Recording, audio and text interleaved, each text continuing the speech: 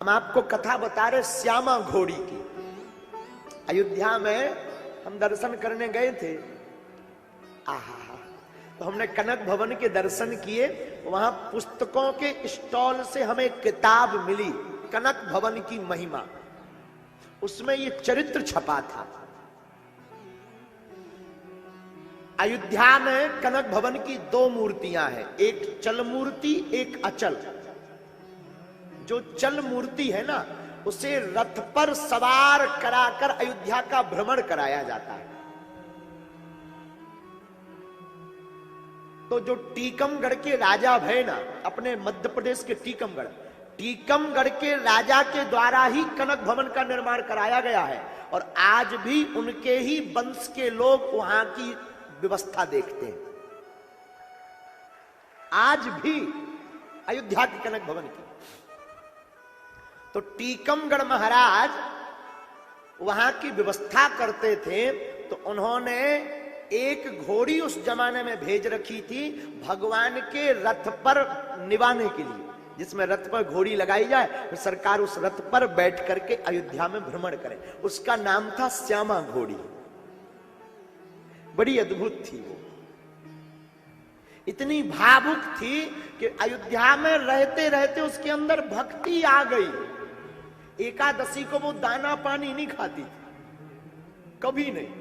महात्माओं ने देखा है, आज भी कई महात्मा बताने लगते, एकादशी को वो भोजन नहीं करती थी, दाना पानी नहीं। एकादशी को रोज अयोध्या में एकादशी को और प्रतिदिन कनक भवन के सामने जाकर सिर झुका लेती थी। धीरे धीरे दिन बीता, बिचारी श्यामा का बुढ़ापा आ गया।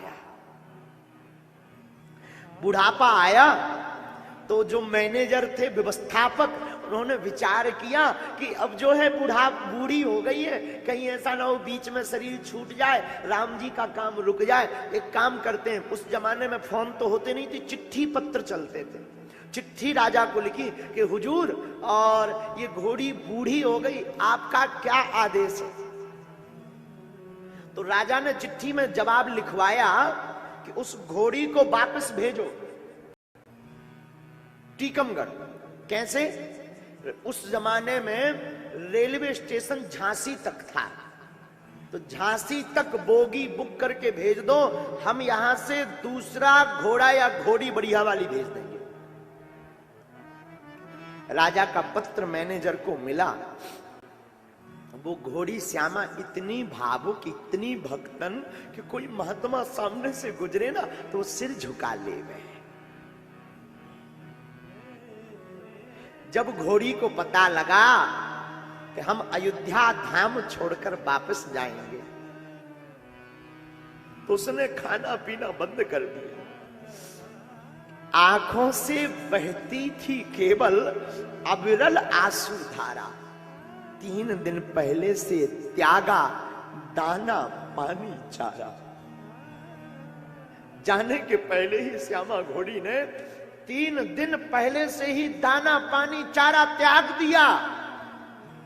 हमें नहीं जाना है। रोती रही 3 दिन, केवल आंसू उस घोड़ी के बहते रहे। अब तो श्यामा सोचने लगी, लगता है ये लोग हमें जबरदस्ती भेज देंगे। तो कनक भवन के बाहर श्यामा खड़ी हुई और अपनी वाणी में श्यामा जो 3 दिन रोते रोते कहने लगी, श्यामा कहें रघुनाथ सुनो, करी सेवा बसी तुम्हारी रजधानी। हे रघुनाथ जी, जितने दिन तक मेरी सामर्थ्यता थी, आपकी राजधानी में रहकर मैंने आपकी सेवा की। श्यामा कहे रघुनाथ सुनो, करी सेवा बसी तुम्हारी राजधानी। वृद्ध भई सबने बस औंध, छुड़ावे की धाम की क्या तुमने ठानी।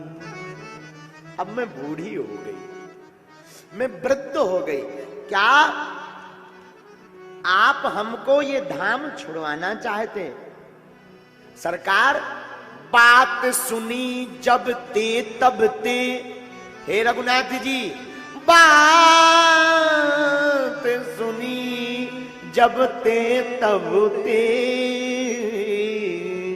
सूखत ना अखियन को पानी, और धाम में देह, हे रघुनाथ जी हमारी आंखों के आंसू नहीं रुक रहे। हम तो एक ही प्रार्थना अंत में करते रघुनाथ जी। श्यामा कहती धाम में देह राजेश छूटे, करुणा करियो मत सारंग पानी। सरकार हमारे प्राण जावे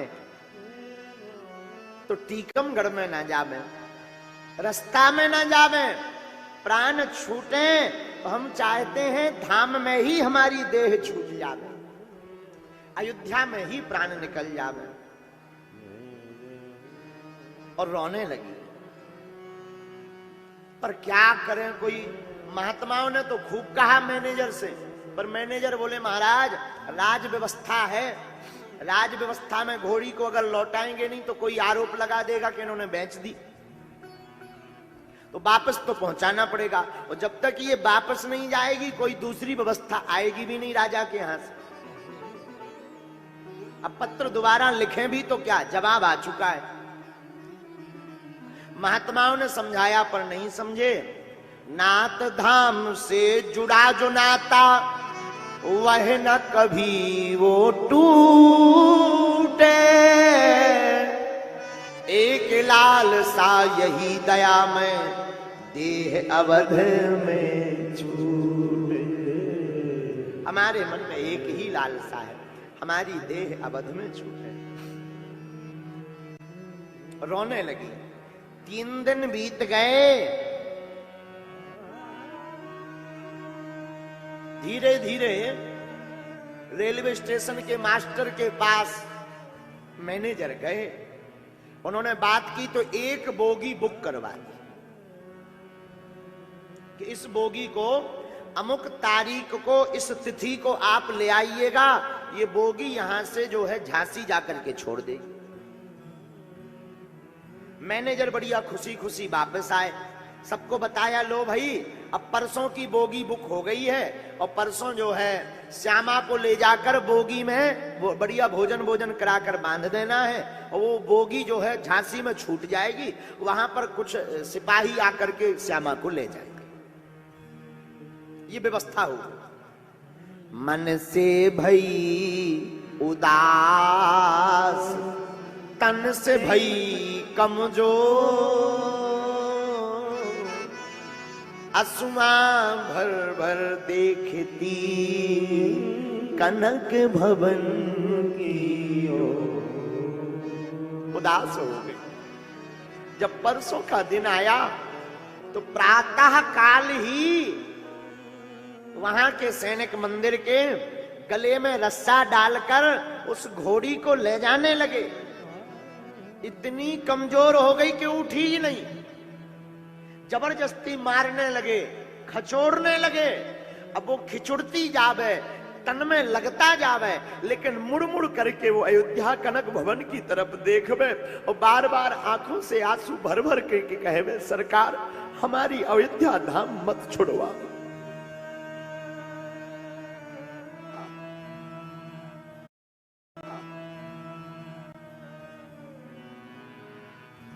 अयोध्या धाम मत छुड़वाओ।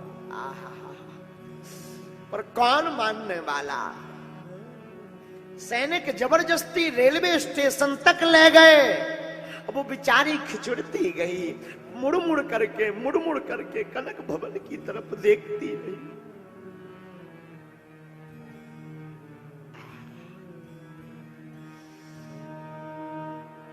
रेलवे स्टेशन पर जाकर मुर्दे के समान शांत पड़ी, कुछ बोल नहीं रही।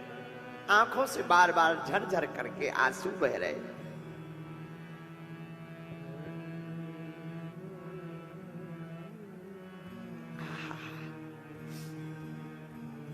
रात के समय रेलगाड़ी आनी थी। 5 बजे शाम को ही श्यामा को बोगी के पास ले गए, चारा डाला, पानी रखा, उसने कुछ नहीं खाया, न पानी पिया, मुंह को टेढ़ा करती रही। खूब पिटाई की सैनिकों ने, जो सेवादार थे कि खा ले, खूब प्रयत्न किए, पर श्यामा ने ना तो जल पिया और ना श्यामा ने भोजन पाया। बोगी आ गई, बोगी में जाकर बांध दिया। अब रात को ट्रेन आनी थी और वो उस बोगी को ट्रेन में रात को जोड़ना था, उसे रात को चला जाना है। सब सैनिक बोगी बंद करके वापस आ गए कि अब तो रात को कल सुबह पहुंच जाएगी। तो बढ़िया रेलगाड़ी के जो अन्य कर्मचारी थे उनको चिट्ठी दे दी, ये बोगी नंबर के ऊपर चिट्ठी चिपका दी कि इसमें टीकमगढ़ राजा की ये श्यामा घोड़ी है। सब कर्मचारी चले गए। मुर्दे के समान है शांत पड़ी, उससे पर देह न छोड़ा गया। बोगी में मुर्दे के समान शांत पड़ी श्यामा, मुर्दे के समान है शांत पड़ी, उससे पर देह न छोड़ा गया। तन से मजबूर रजेश रहा, मन को नहीं भाव से जोड़ा गया। पशु श्यामा की मन को नहीं भाव से जोड़ा गया, पशु श्यामा की प्रीति से जुड़ा प्रभु से वह तार। पशु श्यामा की प्रीति का जुड़ा प्रभु के मन से वह तार। भगवान से यूं न तोड़ा गया, करुणा निधि की करुणा ऐसी भई, नहीं डिब्बा रेल में जोड़ा गया। करुणा निधि की करुणा ऐसी भई, नहीं डिब्बा रेल में जोड़ा गया। रात को रेलगाड़ी आई, आकर चली गई, जिसमें श्यामा पड़ी थी वो डिब्बा ही रेलगाड़ी में नहीं जोड़ा से। किसको दोष लगाएं, श्यामा मरी पड़ी डिब्बे में, चाहे तो ले जाएं। प्राण छूट गए। श्यामा घोड़ी के जब प्राण निकल गए, मैनेजर कर्मचारियों को वाला था, वो तो श्यामा के बारे में जानता था कि ये संतों की बड़ी प्रेमी है, ये कनक भवन की बड़ी प्रेमी है। जमादार को नहीं रहा गया, जमादार की आंखों में आंसू आ गए, क्योंकि सबसे ज्यादा वही श्यामा के जाने पर दुखी था। तो कान में जाकर जमादार ने सोचा कुछ कहूं, हाथ फेर कर कान में जमादार ने कहा,